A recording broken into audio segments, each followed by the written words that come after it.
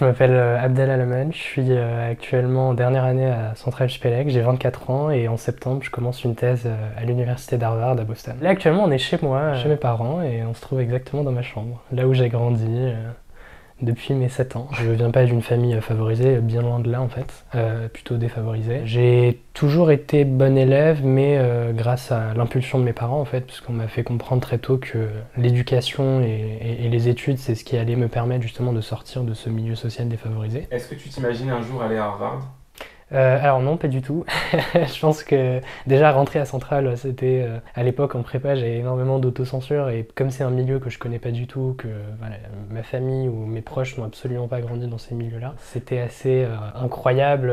Et alors là, aller ensuite à Harvard, à Boston, je pense il y a un an, si on m'avait dit ça, j'y aurais clairement pas cru. Mais voilà, finalement j'y ai réussi et uniquement grâce à mes études et grâce à ma résilience et ma rage de vaincre et de réussir. Le but de ma thèse, ce serait de me lancer dans l'aventure entrepreneuriale juste après, pour pouvoir créer un outil révolutionnaire pour les patients, notamment dans le secteur de l'imagerie médicale. C'est un secteur en fait qui est très porteur parce que je pense que ça va changer la façon dont les médecins travaillent au quotidien, notamment les radiologues, les oncologues. Ça permet de situer, localiser exactement la tumeur et donc une fois qu'on sait exactement où est la tumeur, on va pouvoir envoyer les radiations pour l'atteindre précisément. Donc mon acceptation en thèse là-bas, ça a été une grande fierté pour ma famille parce que c'est en fait l'aboutissement de peut-être 24 ans d'éducation à mettre en avant les études, à nous pousser à faire des études. Donc c'est un peu voilà, la petite cerise sur le gâteau qui vient couronner 24 ans d'éducation et de dur labeur pour mes parents. Quand il vous a parlé d'entrer à Harvard aux États-Unis, est-ce que ça vous a fait peur ou vous étiez content? Comment vous l'avez pris? Surpris et content. C'est vrai que ça fait plaisir.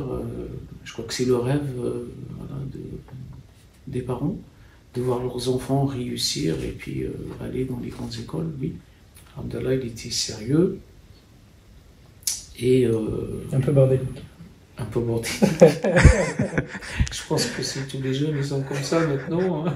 Mais c'était quand même excellent. C'était toujours... il avait toujours des bonnes notes et voilà, c'était toujours des félicitations. Je pense que si j'ai réussi aujourd'hui, c'est grâce à la motivation que mes parents... m'ont donné, ils m'ont toujours dit que voilà, au plus je travaillais et au mieux je finirais ensuite. Et ils m'ont toujours dit une chose, c'est travaille maintenant tant que t'es jeune, comme ça après t'es tranquille. Ça c'était, je pense, l'une des phrases que j'ai le plus entendues quand j'étais petit. Et ça a commencé très très tôt. On était derrière eux, on cherchait la réussite. Sa réussite, c'est aussi la vôtre? Oui, oui, oui.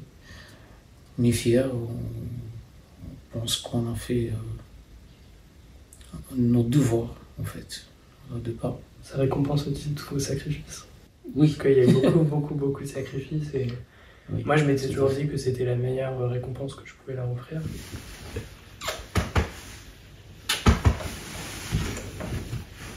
Donc on est à l'école primaire Arthur Rimbaud à Chanteloup-les-Vignes. Donc c'est là où j'ai fait la majorité de ma classe primaire. Je pense qu'à cet âge-là, j'avais déjà compris qu'il fallait se battre. Il y avait ce sentiment-là qu'en fait, au plus je montais dans mon parcours et au plus la diversité était faible. En fait, on a un énorme potentiel, mais il est juste, voilà, il ne suffit pas aujourd'hui à promouvoir plus de diversité, que ce soit la diversité sociale, la diversité aussi des territoires. À chaque étape, il y a un écrémage supplémentaire qui fait que, en fait, malheureusement, les gens qui viennent de catégories socio-professionnelles plutôt défavorisées ne pouvaient pas surmonter ces obstacles-là. Et donc ça, c'était ça a été le fil conducteur de mon éducation. À chaque étape, il y a un manque de diversité que j'essaie, moi, aujourd'hui, à mon échelle de combattre. Un collégien qui est issu d'une classe CSP+, a beaucoup plus de chances d'intégrer des cursus sélectifs qu'une personne qui vient d'un milieu social défavorisé. Donc en fait, les choses se jouent plus en amont. Première expérience professionnelle, en fait, c'est le stage de 3e. Très souvent, ça se joue au réseau. Sauf qu'à la fin, ça conditionne certains élèves à faire uniquement certains stages. Et moi, par exemple, je l'ai fait dans un fast-food. Donc en fait, j'étais en train de faire des sandwichs, passer le balai. Enfin, c'était pas du tout ce que je voulais faire. Alors là, du coup, on est à Centrale Supélec, donc mon école d'ingénieur sur le plateau de Saclay, où je suis en train de finir ma 3e et dernière année. Donc c'est un cursus en 3 ans après les 2 années de classe préparatoire. À quel point ça a été difficile d'être accepté à Harvard? Il y avait combien de places? Donc là, actuellement, je suis le seul Français à être admis dans ce programme-là pour cette année. Et en fait, le dernier Français qui a été pris dans ce programme-là, c'était en 2016. Les processus de sélection aux États-Unis sont assez rudes parce que on est en fait en compétition avec des étudiants du monde entier, pour les faire simple. Donc moi, par exemple, le programme auquel j'ai postulé, qui est un programme conjoint entre Harvard et le MIT, on était à peu près sur un taux d'admission qui est à peu près de 3,5%. Et je pense que eux, ce qu'ils cherchent avant tout, c'est des gens à la fois au parcours variés, divers, et aussi des gens qui sont engagés dans la voie de la recherche. Alors Abdallah, c'est d'abord quelqu'un qui est excellent, qui a une volonté de faire. Je pense qu'on n'arrive pas là où il est arrivé sans ça. Et c'est quelqu'un qui reste extrêmement humain, humble, et qui passe beaucoup de temps à aider les autres et à leur montrer que c'est possible d'avoir le même type de parcours.